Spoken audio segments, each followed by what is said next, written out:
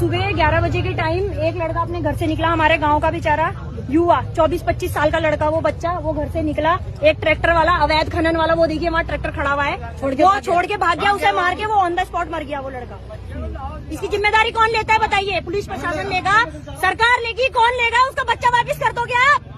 हमारे गांव में हर साल एक बच्चे की डेथ होती है, हमेशा कोई ट्रैक्टर वाला मार के जाता है, और आज भी ये युवा इनके बच्चे हैं वो। और जिस गाड़ी में देखिए उसकी लाश पड़ी हुई, वापस लाके दे देंगे।